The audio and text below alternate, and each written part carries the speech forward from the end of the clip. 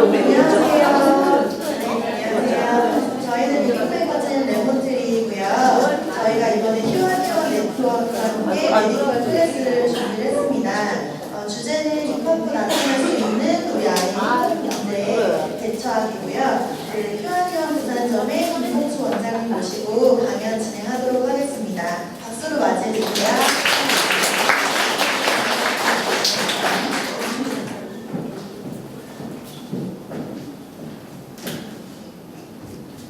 네, 반갑습니다. 휴한의원 부산점 김홍수 원장이라고 합니다. 반갑습니다. 네, 다들 아이를 키우고 있는 초보분이신 걸로 제가 알고 있습니다. 바쁘시죠? 애기도 키우셔야 되고 살림도 하셔야 되고 바쁘실 텐데 귀한 시간 내주셔서 강연 자리에 보내주셔서 감사의 말씀 먼저 부탁드리겠습니다.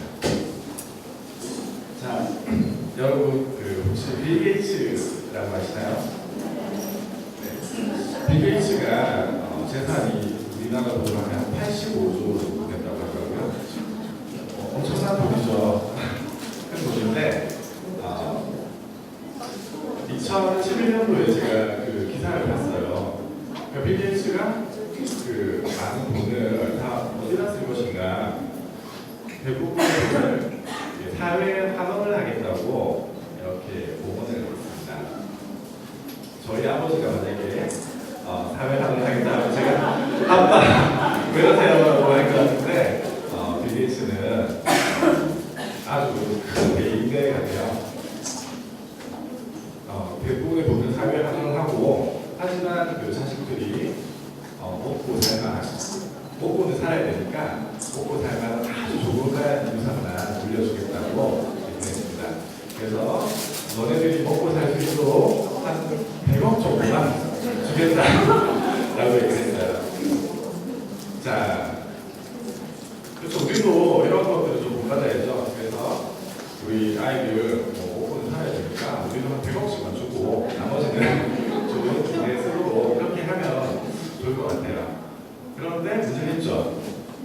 우리는 100억이 없습니다. 그죠? 자, 혹시 나는 우리 아이들한테 100억 물려줄 수 있다 라고 하시는 분 계신가요? 네, 그런 분이 계시면 나가셔가지고 꽃놀이 가셔도 좋습니다. 네. 자, 우리는 100억이 없죠. 그러면 우리는 우리 아이들한테 어떤 것을 줄 수가 있을까? 네, 우리는 100억보다 더 좋은 것을 우리 아이들한테 줄 수가 있습니다. 그것이 무엇이냐? 우리 아이들이 신체적으로, 정신적으로 건강하게 자라나게 도와주는 것이죠. 그래서 거기에 제가 조금이나마 도움이 되고자 이런 자료를 마련했습니다. 자, 한번 시작해 볼까요? 자, 우리 오늘의 주제가 여기 보시다시피 입학후에 나타나는 뒷장애, ADHD, 분리불안장애 등에 대처하기를 정했습니다.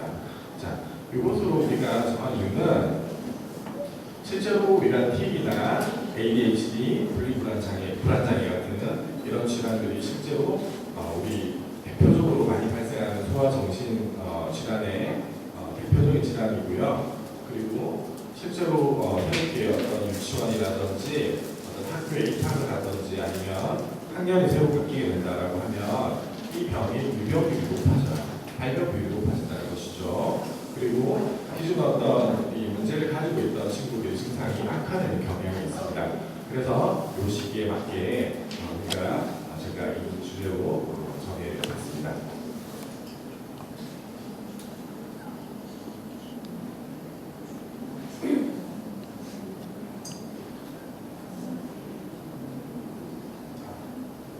죄송합니다. 네, 지금 제 사진이 들어오는데요. 네. 네, 실물이 더 낫습니다. 그죠? 네, 저기, 제 프로필이 나오고 있네요. 사진이 좀 잘려가지고, 휴 의원이라고 나와 있는데, 저희는 휴 의원이 아니고, 휴 한의원입니다. 휴 한의원 네트워크고요. 저희 휴 한의원은 네트워크 한의원이에요. 그래서 지점이 지금 한 13개인가 있습니다. 그리고 추가적으로 지점들이 좀 더 이렇게 생겨날 예정이고요. 그래서 저희가 이 네트워크를 만드는 이유가 이 질환들을 사실은 개별 한의원에서 이 환자들 많이 보고 여기에 대한 연구를 하고 논문을 쓰고 하는 것이 사실은 쉽지가 않아요. 환자들이 많지 않기 때문입니다. 그래서 저희가 이 네트워크를 이렇게 만들어서 우리가 환자들에 대해서 연구도 하고 또 좋은 방향에 대해 치료에 대해서도 계속 연구하고 논문도 쓰고 이렇게 하고 있습니다. 그래서 우리 전국의 휴한 내용들에서는 동일하게 우리가 어떤 치료 프로세스를 가지고 동일한 치료를 하고 있다 이렇게 생각하시면 되겠습니다. 저도 지금 제가 뭐 조금 젊어 늙어 보이나요? 지금 임상 12년 차 되고요. 지금 졸업하고 한의 로컬에 나와서 임상을 한 지는 지금 한 11년 정도 됐습니다. 자, 첫 번째로 우리 틱장애에 대해서 좀 알아보겠는데요. 아마 여기 계신 분들 중에서는 틱이라는 병에 대해서 알고 계신 분들도 계실 것이고 굉장히 생소하게 계신 분들도 계실 겁니다. 틱이라는 것은 우리가 내가 의도하지 않게 어떤 근육의 불수의적인 움직임이 나타나는 거예요. 어떤 움직임이 내가 의도치 않게 나타난다든지 혹은 어떤 이상한 소리들을 내가 원하지 않고 의도하지 않는데 이렇게 내게 되는 이런 병을 우리가 틱 장애라고 합니다. 자, 여기서 하나 좀 말씀드리고 싶은 것이 지금 보시면 틱 장애 그 위에 영어가 적혀 있죠. 틱 디스오더라고 적혀 있습니다. 여기서 제가 환자나 보호자분들 만나다 보면 일부 분들께서는 이 장애라는 표현에 대해서 조금 거부감을 가지시는 분들이 계세요. 우리 아이가 장애가 있다고 하니까 듣기가 싫죠. 근데 여기 영문에서 보시다시피 이 디스오더라는 것은 오더라는 것이 이렇게 뭔가 정돈되어 있다. 그리고 뭔가가 원활하게 돌았다. 이렇게 잘 배열이 되어 있다. 이런 뜻인데 그 앞에 디스라는 접두사가 붙어가지고 뭔가가 이렇게 정돈되어 있고 뭔가가 이렇게 정상적인 곳에서 좀 어긋나 있다 이렇게 생각하시면 돼요. 그래서 이 용어에 대해서 너무 편견을 가지시거나 오해를 안 하셔도 된다 이렇게 제가 말씀 먼저 드리고 싶습니다. 자, 틱이라는 것이 아까 제가 말씀드렸듯이 어떤 원하지 않는 근육의 움직임이라든지 원하지 않는 어떤 소리를 내는 것이라고 제가 말씀드렸는데 틱 장애는 우리가 운동틱과 음성틱이라는 크게 두 가지로 나눠볼 수가 있어요. 근육을 움직이는 것은 운동틱이 될 것이고 소리를 내는 것은 음성틱이 되겠죠. 그래서 이것은 한 80% 정도가 처음에는 이 눈을 깜빡이는 단순한 증상에서부터 먼저 많이 시작합니다. 그래서 운동틱은 처음에 한 80% 정도는 눈을 이렇게 단순하게 깜빡이는 거예요. 그러다가 이것이 심해지면 한쪽을 이렇게 깜빡이는 것을 양쪽을 찡그려 버린다든지 아니면 이것이 나중에 또 진행되면서 눈동자를 이렇게 굴리는 친구들도 있고요. 눈동자를 이렇게 찡겨 든다든지 여러 가지 증상들로 발전하게 됩니다. 그러다가 나중에는 코를 또 실룩실룩하는 아이들도 있고 입을 이렇게 벌리는 친구들도 있고요. 고개를 이렇게 까딱까딱 한다든지 고개를 옆으로 돌린다든지 고개를 앞으로 쭉 빼버린다든지 여러 증상들로 발전할 수가 있어요. 그래서 또 이것이 또 이제 진행이 되면서 우리가 어깨를 치는 친구들도 있고 가슴이나 배를 튕긴다든지 무릎을 굽힌다. 우리 심한 아이들 중에는 까치발 하는 아이들도 있어요. 까치발 하는 아이들도 있고 가다가 앉아버리는 아이들도 있습니다. 이것이 아이가 가다가 힘이 들어서 하는 것이 아니라 1분에도 수십 차례 앉았다 일어났다를 반복하는 거예요. 그러니까 어머니 입장에서는 이게 장기치고 그러시죠. 그래서 우리가 이것을 보면서 하나의 패턴을 우리가 알 수가 있는데 물론 100% 그런 건 아니겠지만 대체적으로는 운동틱의 경우는 눈을 깜빡이는 단순한 증상에서 먼저 시작이 돼서 진행이 될수록 아래쪽으로 사지의 말단으로 퍼져나간다고 생각하시면 돼요. 그래서 이것이 밑에 신체 증상들이 나타날수록 또 퍼져나갈수록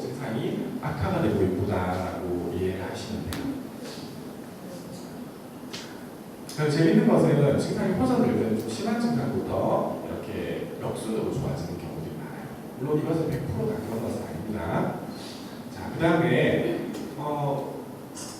나머지 20% 정도는 우리가 TB 최초 초발 증상이 음성틱으로 시작할 수도 있어요. 음성틱 같은 경우는 대부분 이렇게 헛기침 하듯이 이런 소리를 부터 많이 시작합니다. 그러다가 이것도 소리가 증상이 악화되면서 소리의 크기가 커져버린다든지 아니면 어떤 같은 말을 반복한다, 동어를 반복한다든지 아니면 상대방이 했던 얘기를 따라한다든지 이거를 반향어라고 하거든요. 반향어 증세가 생길 수도 있고요. 이것이 나중에 심해지면 어떤 욕설틱이나 외설틱 같은 게 생기는 경우도 있어요. 욕설틱 같은 경우는 저기 제가 말을 하기가 좀 그런데 제가 조금 이해를 높여드리기 위해서 제가 해드리자면 이런 식으로 합니다. 이런 식으로요. 그러니까 이것이 우리가 그냥 이 사람이 기분 나빠서 욕을 하는 것이 아니라 내가 의도하지 않는데 발전적으로 뭔가가 이렇게 튀어나오듯이 이렇게 나오게 됩니다. 그래서 이런 정도가 생기면 증상이 음성틱 증상도 좀 많이 심해져 있구나라고 생각을 하시면 돼요.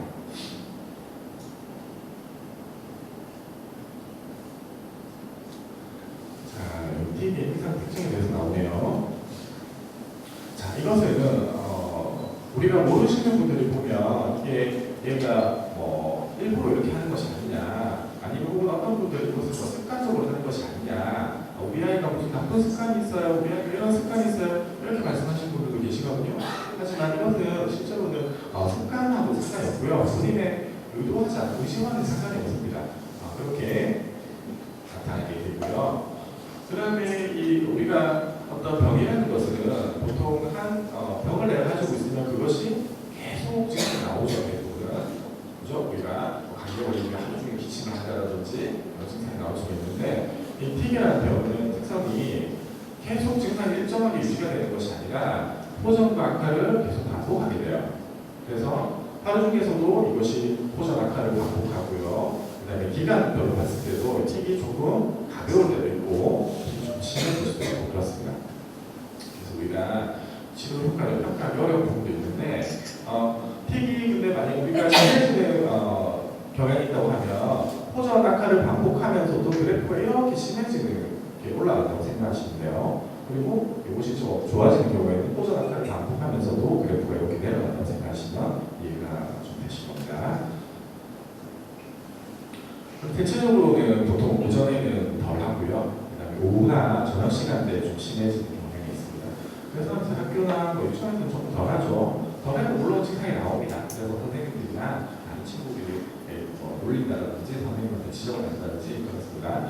어쨌든 보통은 낮 시간대보다는 오후나 저녁 시간대가 심해진다고 생각하시면 되고요. 대부분은 보통은 잠들기 전에 증상이 가장 심하게 나오는 경우들이 많아요. 그러다가 또 잠이 들면 보통 거짓말처럼 없어집니다. 이것도 아이가 극심한 불안이나 스트레스가 있고 심하다. 그러면 잠들고 나서도 나올 수가 있어요. 저희 학교에 지금 치료받고 있는 환자 중에 한 명이 굉장히 심한 뚜레증후군 환자인데 뚜레증후군 나중에 설명드릴 겁니다. 음성틱과 교정틱이 동시에 나오는 그것을 뚜레증후군이라고 하는데요. 그 친구가 굉장히 심한 증상을 가지고 지금 5세, 6세 경우에서부터 지금 이 친구가 초등학교 5학년이니까 오랫동안 지금 틱을 하고 있죠. 저 치료를 하고 나서 많이 좋아졌는데 최근에 이제 새롭게 지금 5학년이 되면서 어떤 친구 관계에서 조금 문제가 있었어요. 그래서 이 친구가 증상이 많이 좋아졌던 친구가 지금 많이 심해졌어요. 그래서 전화 오셔가지고 우리 아이가 잠들고 나서도 틱이 요즘 한다. 그래서 어머니가 울면서 전화 오셨어요. 그런 경우도 있을 수가 있습니다. 자, 그리고 또 하나 중요한 것이 이것은 스트레스를 받을 때 당연히 심해질 수 있다고 어머님들이 생각할 수 있을 겁니다. 근데 어머님들이 조금 이해가 안 되실 수 있는 부분이 아이가 즐거울 때도 이게 심해질 수가 있어요. 이것은 우리가 스트레스라는 것이 나쁜 스트레스 말고 또 좋은 스트레스가 있어요. 예를 들어서 아이가 여름에 워터파크를 데리고 가다, 혹은 가족들끼리 여행을 다녀왔다. 이런 것은 어떻게 보면 좋은 스트레스죠. 이렇게 뇌가 흥분하는 좋은 스트레스 상황에서도 TB 증상은 심해질 수가 있습니다. 그리고 이것은 우리가 지적을 하거나 노력을 하면 어느 정도는 우리가 이것을 잠시 나갈 수 있어요. 근데 이것을 계속 유지하기는 불가능합니다.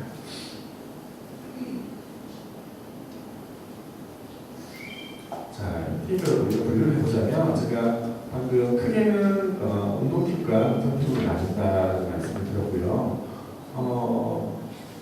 또 이것을 우리가 단순 팁이나 복합 팁으로 나눠볼 수 있는데 단순 팁은 뭐 한두 개의 근육을 우리가 그냥 단순하게 말 그대로 움직이는 것. 예를 들어 적혀 있듯이 눈 깜빡이, 얼굴 찡그리기가, 벌린다 이런 것들이 우리 단순 팁이 되고요. 음성 팁 같은 경우는 헛기침 하는 소리, 발목질 하는 소리. 자, 이게 글루타에 대해서 사실은 조금 설명하기가 좀 힘든 부분이 있는데 팁 환자를 보신 분 있으신 분들 아마 이것을 아실 겁니다. 이상한 소리를 내고 뭐 이런 소리 내거든요. 이거 말고 여러 가지 복합적인 소리를 내게 됩니다. 그래서 이것을 이제 단순 틱이라는 것이고, 이 복합 틱이라는 것은 여러 가지 근육들이 동시에 사용이 되면서 좀 더 복잡한 근육이 나타나게 되고, 그리고 우리가 어떤 이 의도를 가지고 하는 것처럼 이렇게 보이기도 합니다. 깡충 뛴다라든지, 뭘 만진다라든지, 그다음에 자신을 때리기. 이것은 우리가 자해틱이라고 하는데요. 틱이 심해서 이런 게 나오긴 합니다. 자신을 때리는 경우가 있고요. 저희 환자 중에 한 명은 이 친구가 혀를 깨물어요. 이렇게 깨물어서 이 친구를 제가 초진 때 봤을 때 혀에 이렇게 깨문 자국이 있잖아요. 이빨 트인 자국, 그것이 심하게 나 있어요. 그래서 아버님이 걱정이 되시는 게 이 친구가 이렇게 하다가 혀가 잘리는 게 아닐까. 이게 우리가 농담을 한 얘기가 아니라 아버님이 진지하게 이 부분을 걱정을 하셔가지고 보셨었어요. 이런 것들 자해틱이 나올 수도 있습니다. 그 다음에 아까 선생님이 잠깐 설명드렸는데 욕설틱이 나올 수도 있고 반향어라고 해서 남의 말을 따라한다든지 여러 증상들이 나올 수 있겠죠. 그래서 틱을 우리가 굳이 분류하자면 단순 근육틱이다, 단순 음성틱이다, 복합 운동틱이다, 복합 음성틱이다 이렇게 나눠볼 수도 있겠습니다. 자, 저기 DSM이라고 나오는데 이 DSM이 뭐냐면 이것이 미국 정신과 의학회에서 진단 분류 편람이에요. 진단 기준을 정하는 것이죠. 거기에 따라서 우리가 분류를 하자면 이것을 우리가 일과성 틱장애나 만성 틱장애, 뚜레츠로 이렇게 구분을 할 수 있습니다. 일과성 틱장애 같은 경우에는 우리가 4주 이상 1년 이내의 기간 동안에 틱을 보이는 걸 의미하는 것이고요. 그것이 이제 진행돼서 1년 이상의 기간이 나오면 우리가 만성 틱장애로 구별하고, 그 다음에 뚜레츠이 틱장애 중에서는 좀 심한 편에 속하는 것인데 이것은 우리가 운동틱과 음성틱을 동시에 나타내면서 1년 이상의 장기간 증상이 나오는 것을 이렇게 구분합니다. 이것은 증상의 발현 기간으로 이렇게 구별해 보는 것이죠. 자, 보통 우리가 틱을 가지고 내원하시는 분들은 일단 이것이 오랫동안 지속되는 경향이 있고 증상이 밖으로 드러난 부분이기 때문에 여러 가지 사회생활에 학교생활 거기서 문제가 있습니다. 학교를 간다든지 영화관에 가서 소리를 냈다 이러면 다른 사람들한테 방해가 되죠. 수업 시간에 조용한 수업 시간에 소리를 음성틱을 냈다, 운동틱을 하면서 주의를 끈다. 이것은 수업 진행에 방해가 되죠. 그렇기 때문에 보통은 이것에 대해서 적극적으로 치료를 하시려는 분들이 많고 많이 알아보고 계십니다. 인터넷에서 인터넷이 발달해서. 자, 그러면 이렇게 얘기하시는 분들이 있어요. 원장님, 제가 인터넷을 보니까 일관성 틱장애를 가만히 놔두면 안 된다고 하던데요? 라고 말씀하시는 분들이 계시거든요. 물론 일관성 틱장애가 가벼운 경우에는 자연경과로 이것이 호전될 가능성도 분명히 있긴 합니다. 하지만 여기 보시다시피 자, 일관성 틱장애에서 다 나아버리면 만성 틱장애가 생길 수 있을까요? 뚜레 증후군 생길 수 있습니까? 아니죠. 발전할 수 있는 것이죠. 그래서 이것은 기간만 가지고 우리가 한정해서 안 되고, 예를 들어서 우리가 6개월 정도가 증상이 보이는데 아이가 증상이 아주 심하게 나온다. 그럼 이거 아직까지 우리 일관성 틱장애로 끝날 수 있으니까 기다려 봅시다. 이것은 조금 아이한테 좋은 방향이 아니라고 생각이 됩니다. 그래서 우리가 치료를 할 것인지 말 것인지 판단할 때는 이 단순히 기간으로 한정해서 우리가 판단하는 것이 아니라 아이가 나타내고 있는 틱 증상, 그리고 아이가 가지고 있는 어떤 심리적인 정서적인 상태, 혹은 가지고 있는 동반 장애, 이런 것들을 종합적으로 고려해서 우리가 치료의 선택을 해야 되는 것입니다. 그래서 그것을 잘 모르실 때는 전문가 협의를 방문하시는 게 좋겠죠.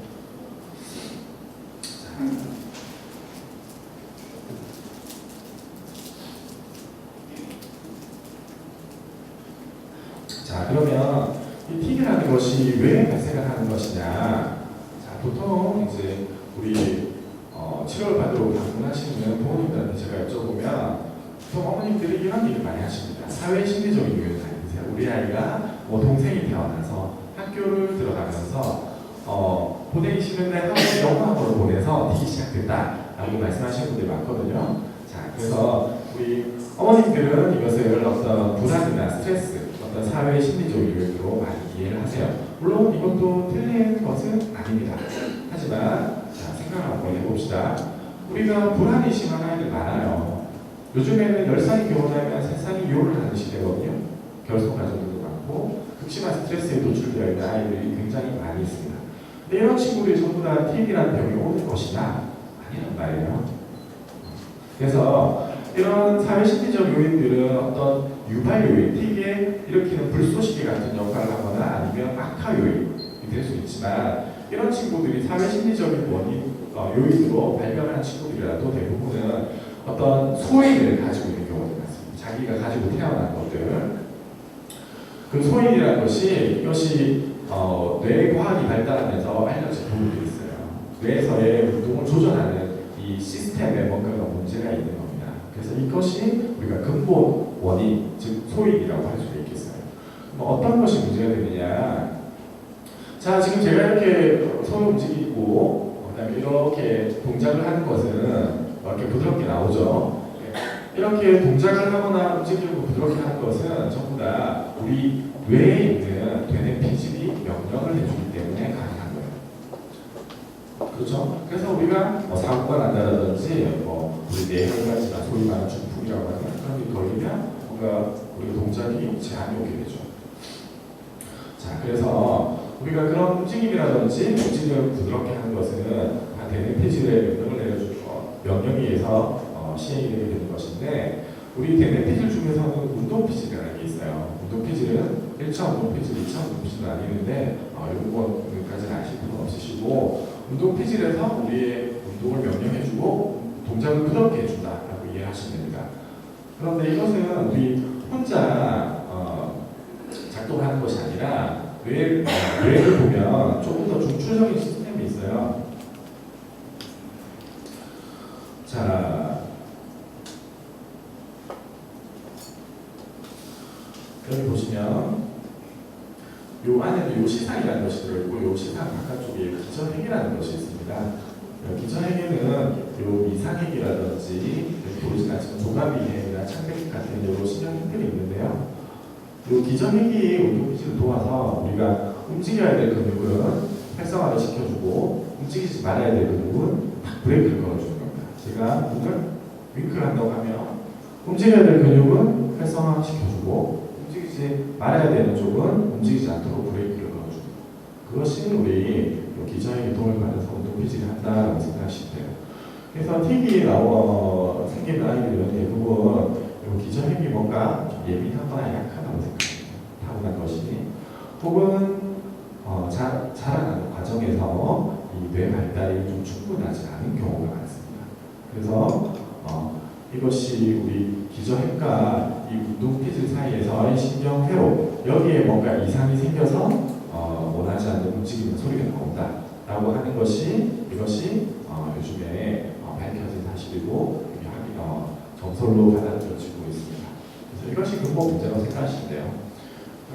거기다가 어떤 아까 말씀드렸듯이 사회 심리적인 요인들이 있고, 불안이 가중되고 스트레스가 심하고 하면 당연히 틱이 더 잘 발병하거나 심해지거나 할 수가 있겠죠.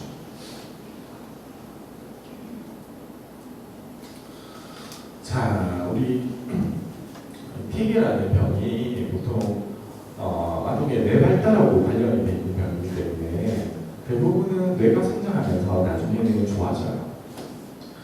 자, 하지만 이것이 우리가 내버려둔다 해서 다 좋아지는 것은 아니고요.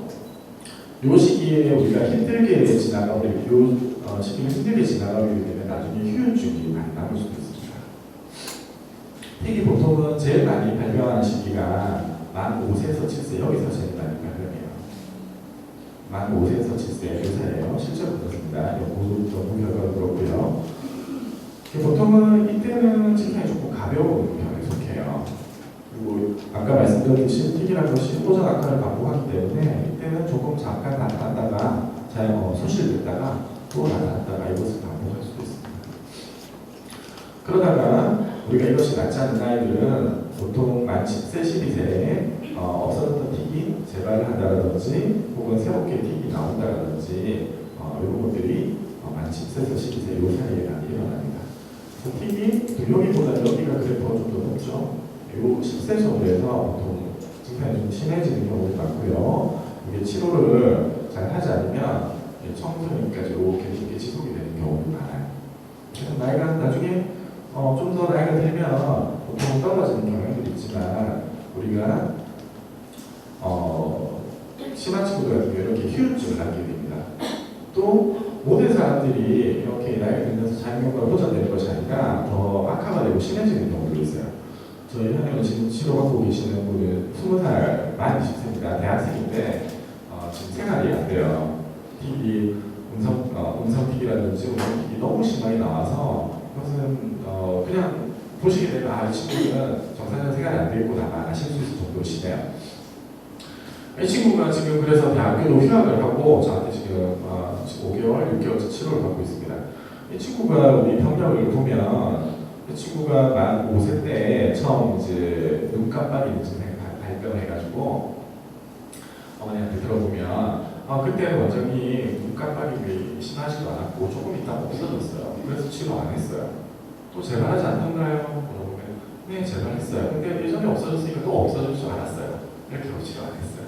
그러다가 이것이 계속 다른 증상들이 시간이 지나면서 나타나고 또 계속 반복 재발하게 되니까 이 친구가 약방에 가서도 치료를 몇 년 동안 받았고 정신과를 복용하면서 또 다른 한의원에 가서도 계속 치료를 받고 그것을 계속 반복을 했어요. 초등학교 5살 때부터 초등학교, 중학교, 고등학교, 지금 대학생인데도 그래요.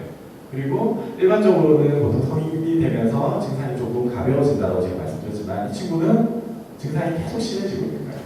이런 경우도 있을 수가 있어요.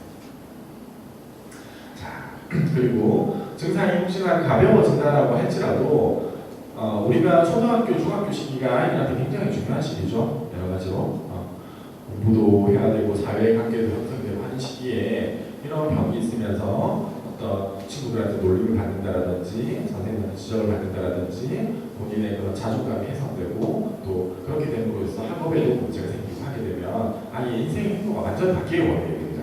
그래서 이것은 가만히 내버려두면 조금 낫겠지 좋아지겠지라고 생각하는 것은 조금 위험해요. 자, 만성틱장애 환자의 경우에는 20에서 30% 정도가 성인기에도 틱이 지속이 된다. 굉장히 높은 비율이죠. 그러니까 틱이 우리가 1년 이상 지속되면서 계속 반복 재발하는 경향을 보인다면 이것은 치료를 적극적으로 하는 것이 좋겠죠. 자, 특히나 또래장애라는 것이 틱장 중에서 아까 심한 것이다라고 제가 설명드렸는데 비율이 훨씬 높죠. 30에서 50% 정도가 성인계에도 틱 증상이 지속이 되고 30%는 심한 후유증을 남긴다. 이런 분들이 있습니다. 안타깝습니다. 20대 후반, 30대가 돼서도 심하게 틱 증상을 나타내는 사람들이 분명히 있습니다. 자, 그리고 우리 틱장애를 가지고 계신 분들이 또 틱만 문제가 되는 것이 아니라 여러 가지 다른 어떤 동반하는 문제들을 가지고 있는 경우들이 꽤 많이 있어요. 이것은 이제 또래장애 기준이고요. 또래장애는 심한 틱장애라고 말씀드렸죠. 비율은 조금 다르긴 합니다만은 거의 만성 틱장애도 비슷하다고 생각하시면 돼요. 제일 많은 것이 ADHD, 또래장애 절반 이상이 ADHD를 동반하고 있습니다. 35%가 강박증. 불안장애, 아랑장애, 불면장애, 학습장애, 우울증.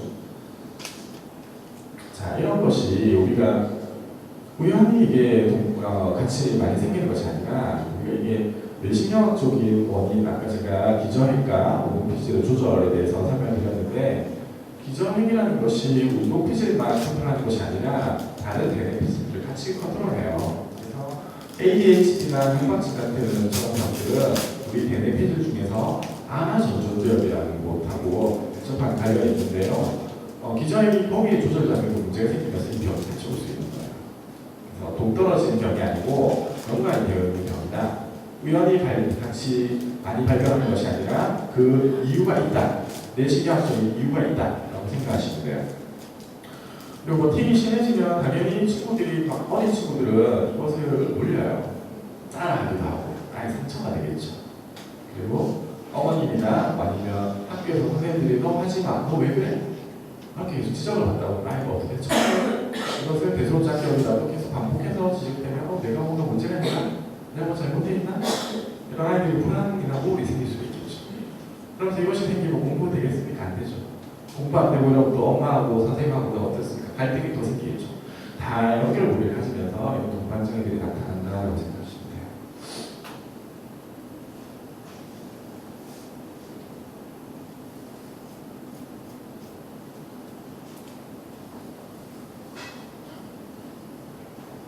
이게 좀 조절이 힘드네요.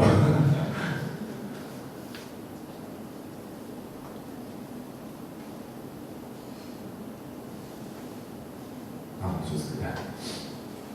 자, 우리 틱 치료에서 이것과 불량한 경우에 대해서 좀 말씀드리겠습니다. 발달 과정에서 소아과정이 문제 있는 경우는 당연히 모든 부분들이 전부 조금 약하다고 봐야겠죠. 특히나 어떤 뇌 관련해서 발달적인 문제가 있는 경우는 당연히 불량한 수밖에 없을 것이고요. 틱 증상이 복잡하고 심할수록 복합틱이 나오면서 증상이 정도가 심한 경우에는 이런 거 불량합니다. 그리고 동반장애가 많을수록 ADHD나 강박증 공포증 이것이 나타나는 것은 결국은 어떤 뇌신경학적으로 어떤 조절 기능의 문제가 다른 친구들보다 좀 크다라고 우리가 얘기할 수 있고요. 그리고 이 증상들이 또 생기 부분에서 또 그것을 또 악화시킬 수도 있고요. 이게 악순환의 고리가 연결될 수 있다고 생각하시면 되겠습니다. 그다음에 부모님이 또 성인에게도 틱이 지속될 경우 이것은 틱장애가 낫지 않고 후유증이 남는 케이스죠. 이게 틱장애는 유전적인 성향이 인정이 됩니다. 부모님이 틱이 있으면 아이가 틱이 발병 확률이 높아지고요. 그 다음에 형제 중에서도 만약에 형이 틱이 있다고 하면 형이 틱이 없는 집단에 비해서 훨씬 발병 비율이 높아요. 그렇기 때문에 부모님이 틱 증상을 가지고 있다고 하면 예후가 좀 더 좋다라고 우리가 볼 수 있습니다. 그 다음에 아까 설명드렸듯이 청소년기에는 보통 뇌가 발달하면서 틱 증상이 조금 더 완화되고 가벼워진다라고 제가 설명을 드렸었는데 그 반대로 이 증상이 악화되면 당연히 매우가 안 좋겠죠. 그 다음에 사회심리적인 요인도 분명히 어떤 관여를 하고요. 우리 엔지 기능 간의 불균형이 심할수록 우리가 이런 신경인지 검사라든지 뇌기능 검사를 했을 때 우리가 어떤 그 엔지 기능들 사이에서 뭔가 밸런스가 안 맞는다라든지 또 자네 우뇌가 뇌기능 검사상에서 소통이 밸런스가 안 맞고 문제가 있다고 하면 시간이 많이 없네요. 네, 심해집니다. 자, 그럼 조금 빨리 진행하도록 하겠습니다.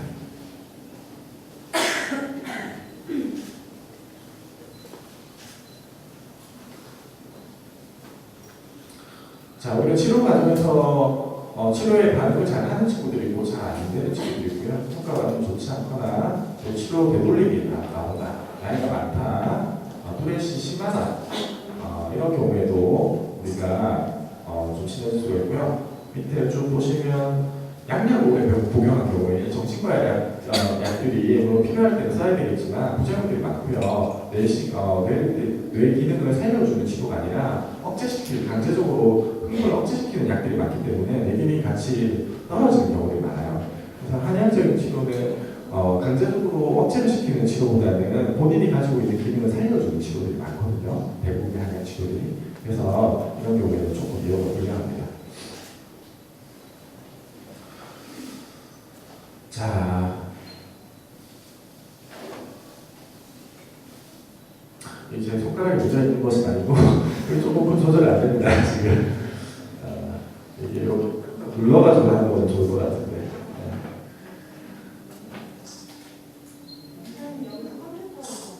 아 그래요? 오늘 몇 페이지? 그냥 좀 다시 올려주세요. 네, 치료 여기서 치료 원칙이. 자, 그래서 아까 일부 부모님들은 이것을 뭐 습관이라든지 우리 아이가 나쁜 습관이 있어요. 그다음에 이것을 우리 어떤 심리적인 요인으로만 이해하는 경우도 있는데 이것을 또 적절한 치료라든지 대처를 해줄 수 있겠죠. 이것이 단기간에 낫는 치료가 아니기 때문에 장기간 계획을 가지고 꾸준히 해야 되고 심리적 문제만 아니다 설명드렸고요. 여러 가지 다른 질환들도 같이 컨트롤해주고 또 여러 치료법을 병행하는 게 좋습니다. 이것이 우리가 연구를 해보면 실제 이게 양방이든 한방이든 약물 치료를 단독으로 하는 것보다 다른 여러 가지 치료법들을 병행하는 것이 실제로 치료 효과가 더 좋습니다. 자, 그리고 이 가정에서 주의하셔야 될 사항은 아이가 틱을 이것은 하고 싶어 하는 게 아니라고 말씀드렸죠. 그렇기 때문에 이것을 지적하거나 쳐다보고 못하게 하거나 그렇게 하시면 안 돼요. 그렇게 하시면 아이가 불안이나 스트레스가 가중되고 또 이것에 대한 잘못된 인식을 가질 수 있어요. 그거 잘못한 거 아니잖아요. 약한 것일 뿐이지 잘못한 거 아니거든요. 근데 아이들한테 내가 뭔가 잘못돼 있나? 내가 문제가 있나? 이런 인식을 심어주면 안 됩니다. 그 다음에 전자제품들이 뇌를 흥분시키는 것이 있기 때문에 이것을 제한해야 되고요. 틱은 호전 악화를 반복하기 때문에 그 증상의 호전 악화에 민감하게 반응하지 않는 것이 좋습니다. 적절한 약의 활동은 틱 증상 호전에 도움이 된다는 연구들이 있습니다. 자, 이 친구는 저희 학교에서 치료를 받는 친구인데 아주 귀여운 친구인데요. 이 친구가 처음 왔을 때 운동틱과 음성틱을 동시에 나타내고 있었어요. 근데 기간이 그렇게 발병 기간이 오래되지 않았기 때문에 친구는 뚜레쥬으로 진단하진 않았고요. 일단 틱창에 오지를 진단했습니다. 눈 깜빡이고 볼을 시르고 입을 몽롱거리고 이상한 소리를 내고 그랬습니다. 이 친구는 굉장히 귀여운 친구인데 이 친구는 조금 불안이 좀 원래 심한 좀 있는 친구였어요. 그래서 목소리도 귀여워더라고요. 선생님, 이런 식으로 얘기를 하는 친구, 아주 귀여운 친구인데요. 그 친구가 작년부터 큰 소리를 내는 성격이 시작돼서 부모님이 이것을 하지 말라고 주의를 주고 그래서 증상이 없어졌다가 여기 보시면 어린이집에 들어간 뒤에 증상이 재발했다고 그랬죠. 보통 이렇게 어린이집이나 학교로 들어가는 시기가 되면 틱이 좀 심해지는 경향들이 있습니다. 그러다가 이제 없었던 눈틱들도 같이 생겨서 눈 깜빡이나 소시들이 생겼고요. 그래서 이것을 눈을 깜빡이니까 이게 모르시는 분들은 이것이 알러지 때문인가 해서 안과를 방문해서 잘못된 치료를 받는 경우들도 간혹 있어요. 경락으로 진단받고 치료를 했었고요. 어렸을 때부터 이 친구는 불안이 심했고 좀 재밌는 게 마녀가 나오는 동화책을 싫어한다고 합니다. 귀여운 친구입니다. 무서운 얼굴도 무서워하고 큰 소리가 나도 무서워하고 아이가 기본적으로 좀 불안도 같이 깔려있어요. 그래서 이 친구는 우리가 치료해서 많이 좋아졌습니다. 좀 내려주실까요? 네. 자, 네. 여기 보시면 이게 우리 CBCL이라는 검사인데요. 이것은 어떤 아이의 심리적인 상태나 아니면 문제 행동을 평가하는 일종의 정신 진단 검사입니다. 정신과적인 문제들이 우리가 피 검사를 한다든지 엑스레이 진단을 해서 나오는 부분들이 아니죠. 그래서 진단이 그런 심리 검사의 툴을 많이 활용하고 있고요. 이것을 나중에 다 한 분씩 나눠 드릴 거예요. 그래서 이것을 해서 보내주시면 저희가 그거를 평가해가지고 메일로 보내드리도록 하겠습니다. 자, 잠깐만 좀 다시 올려주세요. 자, 여기 보시면 이 문제 행동 속도 프로파일이라고 보시죠. 여기 이것이 요약표가 되는데 이것이 지금 요 위에서 보이시죠? 이 위에 넘어가 버리면 어떤 문제를 나타내는 아이들이 나타내는 평균적 점수라고 생각하시면 돼요. 그래서 점수가 지금 다 많이 높게 나오죠? 어떤 총점에서 요약 점수도 그렇고 내재화된 부분, 외연화된 부분 전부 다 많이 높게 나오는 경향이 있습니다. 그래서 불안이나 우울, 위축, 신체 증상, 다 문제 다 높게 나오죠. 이거는 쉽게 그냥 그래프로 보시면 돼요. 그래프 수준이 다 높게 나오죠. 그래서 DSM 진단 척도상에 봤을 때는 정서나 불안에 어떤 문제가 있다. 라고 평가가 되고요. 그래서 우리가 치료 후에는 보시면 그래프가 많이 떨어진 걸 볼 수가 있습니다. 내려주세요. 페이지 넘겨주세요. 자, 이것은 CAT 검사라고 해가지고 주의력이나 집중력을 보는 검사인데 이것은 국내에서 유일하게 소아 청소년 정신의학계 심야 승인을 받은 검사입니다. 유의성이 굉장히 높은 검사예요. 자, 넘겨주시고요. 그래서 이것을 보면 치료 전에는 우리 억제 지속 능력이라든지 정방행시나 표준 편차가 떨어져 있죠. 그래서 이것은 우리가 어떤 과제를 지속적으로 하면서 그것을 어떤 다른 우리가 자극을 이렇게 억제하면서 계속 해나갈 수 있는 능력을 얘기하는 것이고, 전반행시나 평균이라는 것은 내가 두뇌에서 반응 속도가 이 정도로 차이를 할 수 있다면 이것은 지속적으로 계속 유지하는 거예요. 근데 표준 편차 떨어졌다는 것은 이렇게 할 수 있는데 불구하고 이것이 이렇게 되어버리는 거예요, 나중에. 그래서 이런 뇌 기능 자체에 뭔가 좀 문제가 있다라고 우리가 같이 평가를 해볼 수가 있겠죠. 그래서 치료 후에는 다시 재검사를 해보니까 다 정상으로 돌아왔습니다. 자, 넘겨주시고요. 자, 이거는 그래프를 보는 것인데 이게 1.6 SD 이상 되면 문제가 있는 거예요. 높은 것이 떨어져서 볼 수가 있고요. 자, 넘겨주시고요. 넘겨주시고, 예. 그 다음에 우리 T 평가라는 것이 이게 주관적인 평가이기 때문에 이거 조금 우리가 객관화 시켜보기 위해서 이런 평가 척도를 활용합니다. 그 점수를 보면 첫 달에 35점으로 초진 때 나왔던 것이 한 달 뒤에 12점 넘겨주시고요. 8.8점이 떨어지게 볼 수 있습니다. 넘겨주시고요. 그래서 그래프를 보시면 엄청 많이 떨어진 것을 확인할 수가 있고요. 자, 넘겨주시고요. 자, 그럼 이것은 우리 뇌기능 검사를 한 것인데 제가 간단히 설명드리자면 이 위에 제일 위에 보이는 세타파라는 것이 우리가 졸리거나 멍할 때 뇌기능이 떨어질 때 나오는 신호예요. 그래서 저 검은색 박스 보이시죠? 저기 나오는 패턴이 정상 패턴입니다. 지금 나타내고 있는 것은 세타파가 위쪽에 빨간색으로 너무 많이 나오고 있죠. 빨간색일수록 숫자가 많이 나오는 겁니다. 세타파 전체로 많이 나왔던 것이 우리가 치료 후에는 정상 패턴으로 거의 돌아온 것을 확인할 수가 있고요. 밑에 보이는 알파파라는 것은 우리가 안정되거나 마음이 불안하고 이런 상태에 많이 나오는 신호인데 알파파가 없죠. 그래서 불안이 있구나라고 우리가 이해를 할 수가 있고요. 치료를 하고 나서는 알파파가 많이 생긴 걸 볼 수가 있습니다.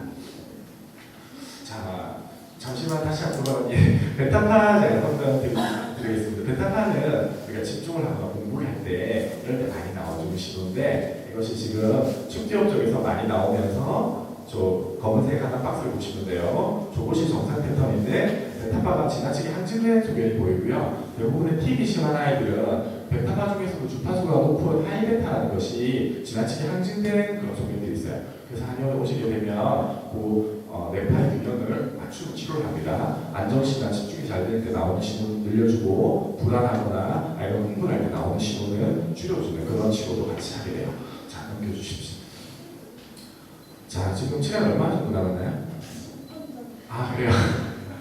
자, ADHD는 아마 좀 많이 알려져서 많이 아실 거예요. 이것은 어떤 주의력 결핍, 주변에 좀 산만해지고 과잉 행동, 아이가 통제가 안 되는 거죠. 가만히 앉아지 못하고 돌아다니고 충동적으로 행동하고 어떤 과격한 행동하고 이런 것인데 ADHD 환자들을 보면 굉장히 사실 힘듭니다. 부모님들도 많이 힘들고 선생님이라든지 한의원에 저희 네오네스도 저나 우리 치료하는 선생님들도 굉장히 힘들어요. 그만큼 이것은 그냥 버릇이 없는 정도가 아니라 굉장히 통제가 힘든 정도이고요. 그래서 예전에는 이것을 아주 예전에는 이것을 아이의 어떤 도덕적인 문제, 어떤 도덕적 자질의 문제, 어떤 아이의 그런 성격의 문제 이런 걸로 많이 이해를 했었는데 지금은 이것이 어떤 뇌신경계장초에 어떤 조절작용이 안 된다라고 많이 이해되고 있습니다. 좀 넘겨주시고요.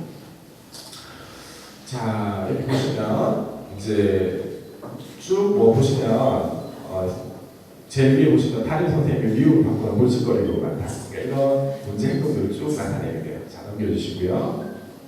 자, 근데 ADHD 중에서는 ADHD라는 것이 Attention Deficit Hyperactivity Disorder라고 하거든요. Attention Deficit, 주의력 결핍 Hyperactivity Disorder, 과잉행동 충동장애죠. 그래서 이것이 우리가 AD에 해당하는 주의력 결핍이에요. 주의력이 떨어지는 부분들, 이런 아이들은 차분해요. 그래서 어떤 분들은 오셔가지고 제가 어머니 ADHD 경향이 좀 있습니다라고 생각했는데 왜 우려할까요? ADHD 방방 뛰고 하는 거 아니에요? 이렇게 물어보시는 분 계신데 이거는 소위 조용한 ADHD라고 하는 예전에 이걸 ADD라고 했습니다. 그래서 요거는 과잉 행동 충동보다는 주의력이 떨어지고 과제 수행의 어떤 속도가 떨어지고 이런 부분이 더 문제가 되는 것이고요. 넘겨주시고요. 자, 그래서 이 친구는 정리 정돈을 잘 못하고 반응 속도나 행동이 느리고 아이가 이렇게 처질 때 이런 아이들은 우울하고 위축돼서 일반적으로 연상할 수 있는 ADHD 이미지와는 많이 상반됩니다. 자, 넘겨주시고요. 자, 그 다음에 과잉행동 충동 오세요. 이것은 우리가 일반적으로 많이 인식하는 ADHD 전형 증상에 해당되고요. 자, 이번에 보시면 앉아있도록 요구되는 교실이나 자리를 이탈해버린다. 그래서 보통 초등학교 때는 아이들이 막 돌아다닌다든지 막 집에 가려고 한다든지 여러 가지 문제를 나타내는데 이런 증상들은 나이가 들면서 고학년이 될수록 없어집니다. 그래서 돌아다니거나 이탈하진 않는데 자리에서 뭘 꼼짝꼼짝 거린다든지 옆에 있는 친구들 집적된다든지 이런 형태로 바뀌게 돼요. 자, 넘겨주시고요. 자, 수업 중에 방해하고 수업을 방해하고 집중이 안 되고 친구들 때리고 싸우고 또 주변 문제도 있다. 수업 중에 돌아다니면서 소리를 지르고 친구들 때리고 선생님한테 반항심을 가지고 벌받다. 자, 여기서 이게 하나 말씀드리고 싶은 것이 ADHD가 우리가 어떻게 보면 뭐 아이들 그럴 수도 있지, 뭐 버릇이 뭐 나중에 크면 괜찮아지겠지라고 생각하시는 분도 계실 수가 있는데 이것이 병적인 수준의 ADHD 환자들은 이것이 나중에 방치가 되면 이것이 반항장애나 평행장애로 이행이 되는 경우들이 많아요. 상당 부분이 반항장애나 평행장애로 이행이 되고요. 반항장애는 어른들하고 논쟁을 한다든지 지시를 거부한다든지 엄마한테 대들고 선생님한테 대들고 뭐 욕을 한다든지 이렇게 되는 것이고요. 평행장애는 거기서 더 나가서 어떤 사회적인 규범을 현격하게 위반하는 게 됩니다. 학교에 기물을 파손한다든지 친구를 때린다든지 돈을 뺏는다든지 가출을 해버린다든지. 그래서 ADHD가 이것의 기저질환이 될 수 있다는 거죠. ADHD가 방치를 해두면 이것이 반항장애, 품행장애, 나중에는 이 사회에서는 반사회적 인격장애로까지 발전할 수 있다. 그래서 이것을 기저질환으로 두고 우리가 미국 같은 데서는 굉장히 중요시하고 적극적인 치료를 하고 있습니다. 자, 넘겨주시고요. 자, 보통 이제 대부분은 우리가 주의력 결핍 우세형, 그다음에 과잉 축중 우세형이 있는데 복합형으로 같이 나오는 경우들이 많죠. 그래서 복합형하고 주의력 결핍 우세형은 어떤 행동 특성에서 복합형은 좀 이렇게 산만하고 충동 중 양적인 작용, 그다음에 주의력 결핍 우세형은 아이들이 좀 까다로운 음적으로 보입니다. 그래서 피곤해지고 저활동성이 생기고요. 동반장애로서는 복합형은 외형화 장애, 아까 방금 설명드린 거 생길 수가 있고요. 주의력 결핍 우세형은 내재화 장애, 불안이나 우울, 학습의 문제들이 생길 수가 있습니다. 자, 넘겨주시고요. 자, 미국 같은 데서는 보면 굉장히 높죠. 학력이 6%라고 하니까 굉장히 높습니다. 유럽에는 이걸 조금 더 낮게 봐요.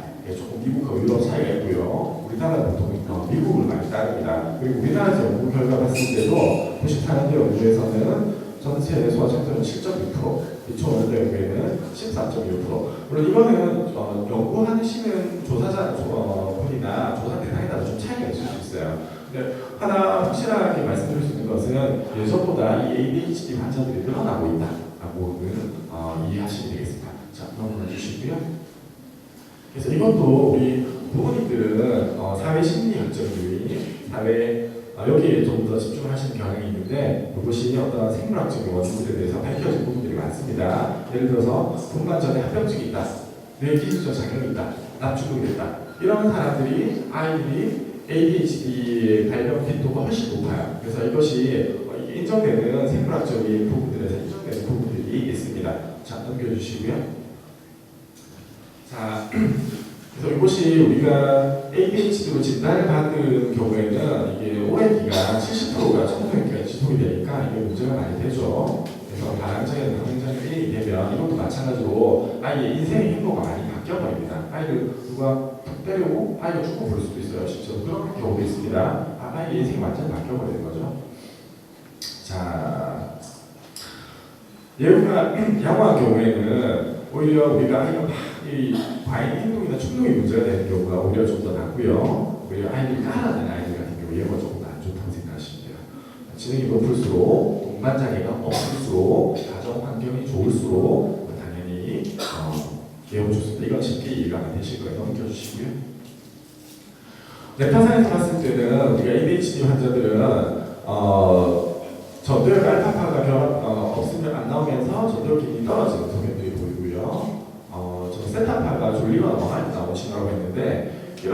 친구들은 우리가 공부를 할 때는 세탁방 안 나와줘야 좋겠죠.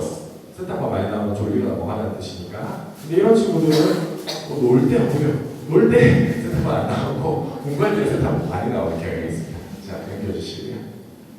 그래서 이거 우리 아까 말씀드렸듯이 어떤 뇌신경학적인 원인이 많이 인정이 되고 있는데요. 이것이 우리 아까 말씀드렸던 기저핵에서 여러 가지 신경 전달 물질을 만들고 분비를 해서 저 위에 보시는 대외측 전전두엽에서 우리가 주의 집중, 기억력, 판단, 각성, 인지 반응 속도, 무력감, 우울감, 의욕 이런 것들이 이렇게 호르몬이 분비가 되면서 작용이 되는 것이에요. 근데 그것이 뭔가가 분비 조절에 문제가 생기면서 이런 부분들의 결핍이 일어날 수 있다.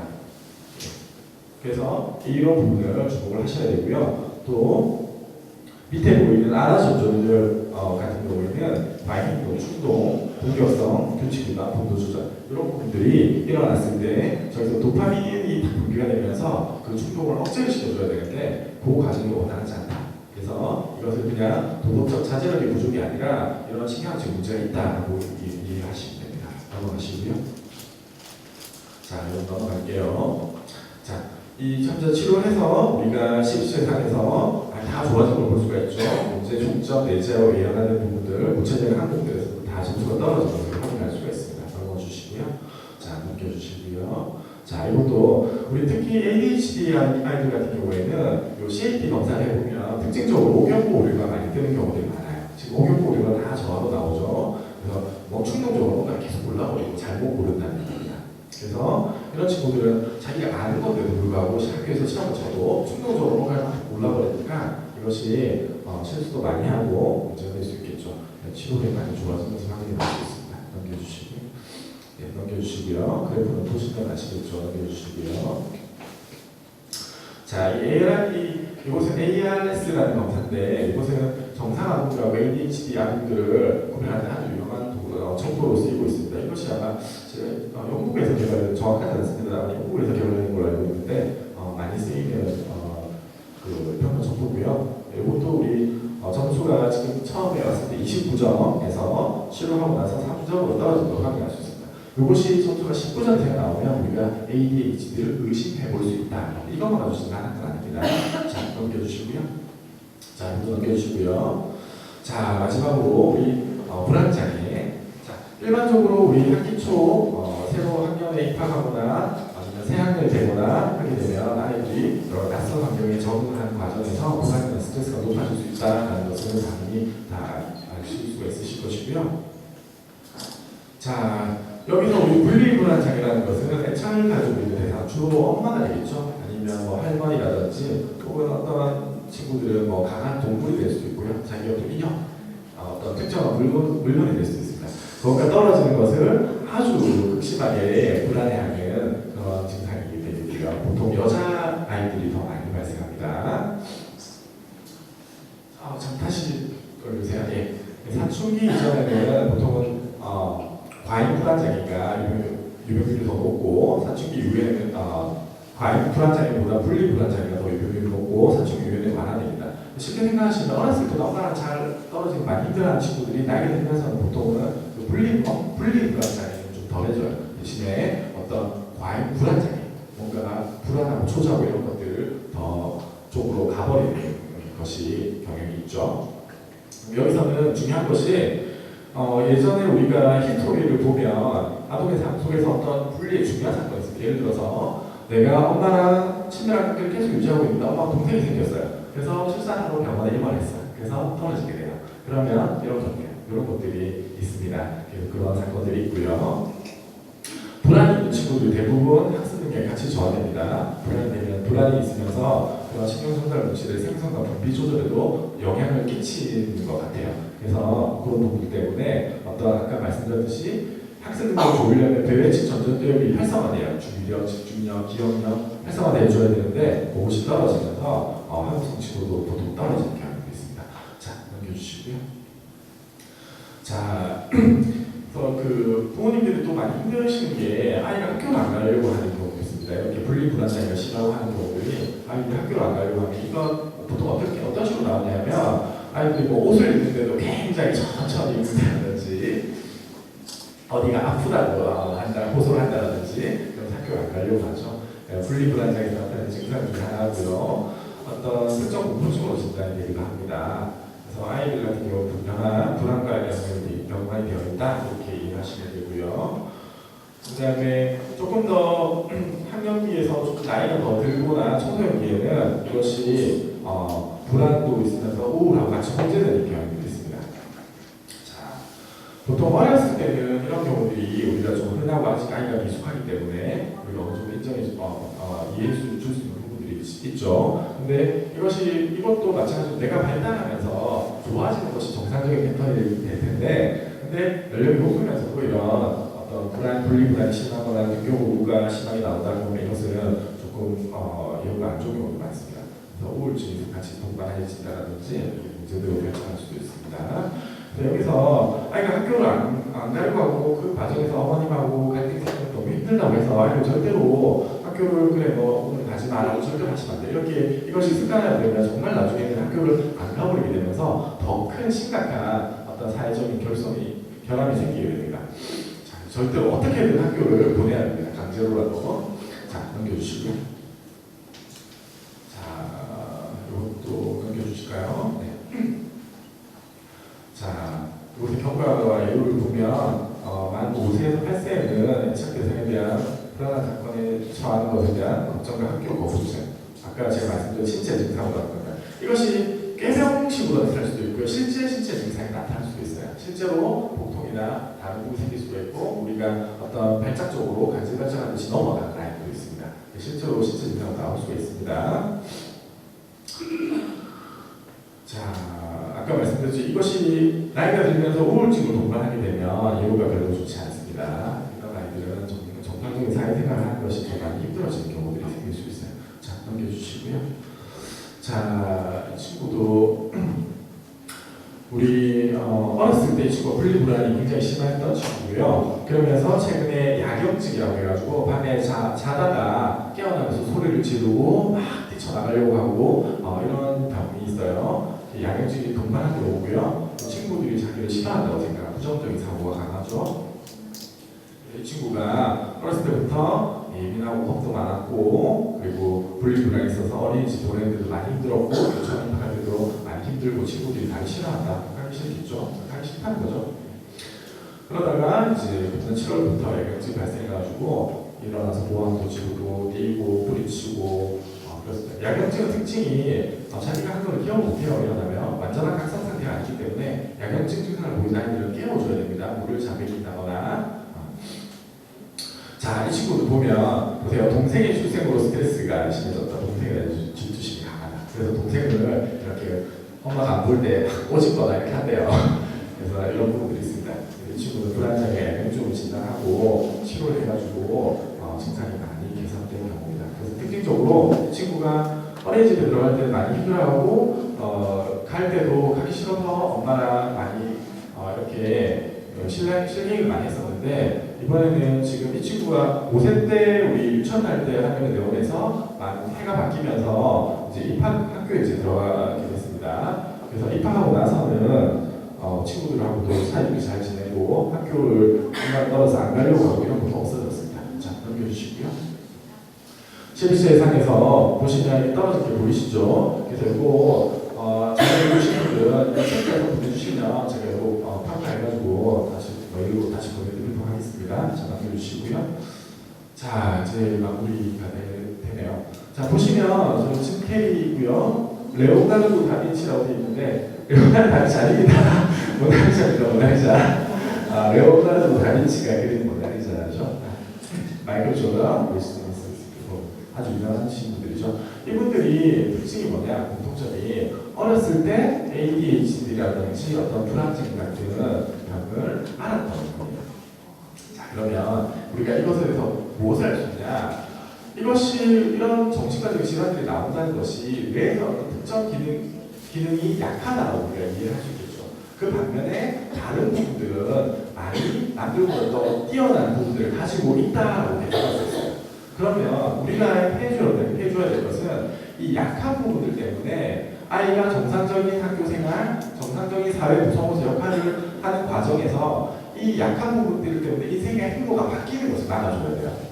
그래서 이것을 약한 부분들을 도와주고 문제가 되는 부분들을 해결해줘서 이 친구들이 본인이 가지고 있는 잠재력을 충분히 발휘할 수 있도록 도와줘야 된다. 그 얘기입니다. 그렇게 하면 우리 아이들이 마이클 조던이 되지만 너무 낫겠죠. 자, 넘겨주시고요.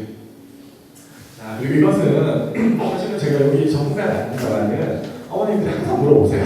원장님 뭐가 좋아요? 뭘 먹어야 돼요? 물어보실 때는 제가 준비를 했습니다. 자, 이런 등 푸는 생선, 소위 말하는 등 푸는 생선은 우리 DH라든지 오메가3 같은 그런 것들이 많이 있으니까 이것이 물론 영양제 같은 것도 있는데 그거보다는 완전 식품으로 해서 먹어주는 것이 더 좋습니다. 그 다음에 요오드 같은 경우도 우리가 어떤 두뇌 발달에 관련된 각산성 호르몬 주성분, 이 요오드 성분이 있는 것은 각산성 기능 저하증 환자들한테도 좋거든요. 그래서 같이 드시는 건 좋습니다. 그다음에 견과류가 오늘 좋다는 것은 많이 알고 계실 것이고요. 넘겨주시고요. 자, 브로콜리 많이 좋다는 거 많이 알고 계시죠? 계란이라는 것이 우리 폴린이라는 성분이 기억력을 증진시켜줘요. 근데 주의할 것은 계란은 하루에 2개 이상 먹으면 콜레스테롤 때문에 문제가 될 수 있습니다. 그래서 너무 많이 먹이지는 않도록 하시고요. 토마토는 리코펜이라는 성분 물질이 요즘에 많이 각광을 받고 있는데 이것이 두뇌와 신경계를 보호하는 산화방지죠. 이게 산화방지가 되기 때문에 이게 항암 효과에 대해서 알려져서 요즘 많이 각광을 받고 있습니다. 자, 보시고요. 자, 두뇌 발달에 좋은 식습관 보시면 다 아시는 내용이에요. 잘 자고 마침 먹고 인스턴트 피하고. 근데 우리가 아는 것이 중요한 것이 아니라 아는 것을 실천하는 것이 중요하죠. 그죠? 자, 그래서 아직 우리 아이들은 다 자라지 않습니다. 그죠? 신체적으로도 아이가 계속 커나가고 있고, 마찬가지로 뇌도 계속 성장하고 발달해 가는 과정에 있어요. 그래서 아직까지 미숙한 부분들이 많기 때문에 여러 가지 병들에 많이 노출돼 있다고 할 수 있겠죠. 그래서 우리가 아이의 뇌가 건강하게 잘 자라도록 도와줘서 이런 정신과적 질환으로부터 예방을 하고 또 이런 문제들이 생겼을 때 이것을 오늘 이런 시간들을 통해서 여기에 대한 이해도를 높이면 부모님들이 거기를 좀 더 현명하고 적절하게 대처해서 우리 아이의 인생이 좋은 방향으로 나갈 수 있도록 이렇게 만들어주지 않을 수 있지 않을까 그렇게 생각합니다. 그래서 우리가 흔히 이렇게 말을 많이 하죠. 우리 아이들이 우리의 미래다라는 말을 많이 하죠. 우리 어머님들도 아마 아이들 보고 사실 겁니다. 신랑 보고 사시지 않잖아요. 아이들 보고 살 텐데 그렇게 저는 말하고 싶어요. 아이들 우리가 미래라면 결국 튼튼한 뇌가 우리의 미래다라고 말씀드리고 싶습니다. 자, 이것으로 오늘 강의를 마무리하도록 하겠습니다. 감사합니다. 잘 들었습니다. 강의 보시면서 혹시 궁금하신 거 있으신 분 있을 것 같아가지고 한 5분 정도만 질문을 받으려고 하는데요. 질문 있으신 분 계신가요? 손 들어주시면. 네.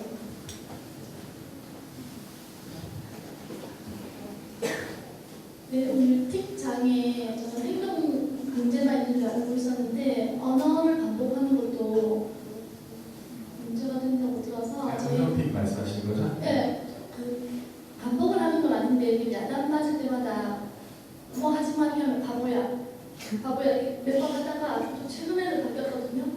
똥돼지 이렇게 바뀌었는데 하루에 야단을 여러 차례 맞으니까 야단 맞을 때가 계속 그렇게 하지 말라고 하면은 자제를 하는지는 모르지만 야단을 맞는 순간 똥돼지 이렇게 딱 말이 나오더라고요. 그게 의도적인지 틱 증상인지를 구분이 안 되는 거예요.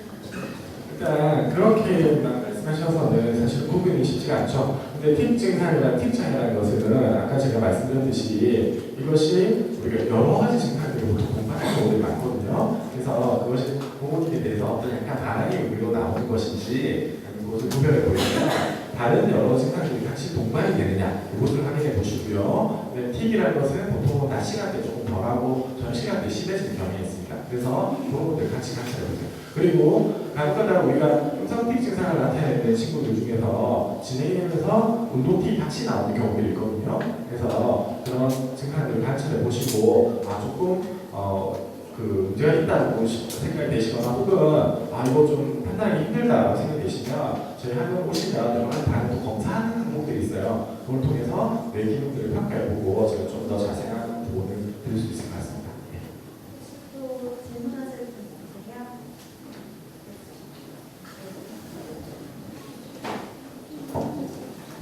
네, 안녕하세요. 저기 지금 7세 남자아이예요. 한 4살 때 동생을 낳고 그때 잠시 눈 깜빡이 있었거든요. 근데 그게 아까 말씀하신 대로 오래가지는 않았어요. 한 달 안으로 이제 그게 가만히 놔두니까 사라졌거든요. 근데 최근에 한 달 전에 갑자기 아이가 눈을 깜빡거리고 한참을 뜨고 있다가 여러 번 이렇게 깜빡이는 그런 증세가 있더라고요. 그래서 계속 며칠 좀 지켜보다가 하도 답답한 엄마 마음에 눈 깜빡여 이런 식으로 했는데 어느 순간 또 그게 또 사라졌어요. 근데 그 기간이 한 달은 안 된 것 같아요. 그래가지고 아까 전에도 말씀하셨는데 그게 일단 나중에 또 나타날 수 있다고 하셨잖아요. 이런 경우에는 저희가 검사를 하고 치료를 해야 되는 건가요? 자, 그런 경우 일단 증상이 지금 가볍고 그다음에 증상이 단기간에 소실이 돼버리는 경우는 우리가 일단은 관찰을 해보는 게 맞습니다. 관찰해 보시기 맞고요. 하지만 만약에 증상이 가볍다고 할지라도 이것이 반복 재발한다. 지금 아까 말씀하셨듯이 예전에 있었던 것이 또 재발했다고 말씀 주셨잖아요. 그러면 이게 반복 재발한 대부분의 경우는 증상이 심해져요. 그래서 그런 경우에는 기간이 우리가 1년 미만이라고 할지라도 치료를 받는 것이 좋습니다.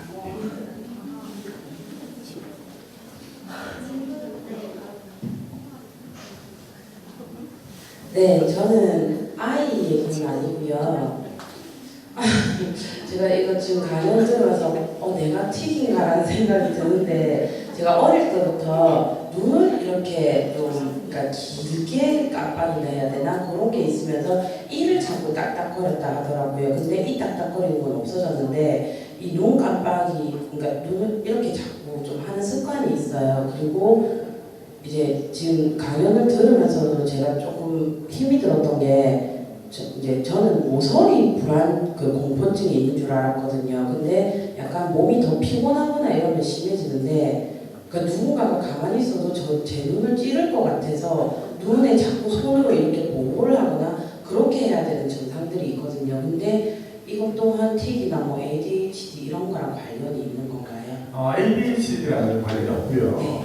일단 우리가 눈을 계속 깜빡이는 것을 반복한다고 하면 굉장히 의심해 볼 수는 있습니다. 의심해 볼 수 있고요. 우리가 하지만 이게 우리 성인기에서 우리가 틱이 생기는 경우는 대부분이 아동기에 있던 틱이 없어지지 않고 지속이 되거나 네, 어릴 때부터 있었어요. 네. 그러면 보는 틱으로 우리가 보는 것이 조금 더 맞다고 생각이 되고 그런데 이것이 내가 생활을 하는 데 있어서 인간관계를 하는 데 있어서 크게 지장이 없다면 굳이 치료를 하실 필요는 없으세요. 그리고 이 아까 말씀하셨듯이 뭔가가 내가 눈을 보호하기 위해서 눈을 가리는 증상이 있다. 이것은 오히려 어떤 공포증이라는 경우를 좀 지어볼 수 있겠죠. 조금 더 정확한 것을 알려면 그거는 우리가 일종의 진단 검사, 심리 검사들을 해 보아서 어떤 심리적인 문제가 있는가를 확인해 보시는 것이 좋을 것 같습니다. 손 정도만 더 드릴게요. 있으신가요? 네, 그럼 다시 한번 강연 수신 원장님 감사합니다.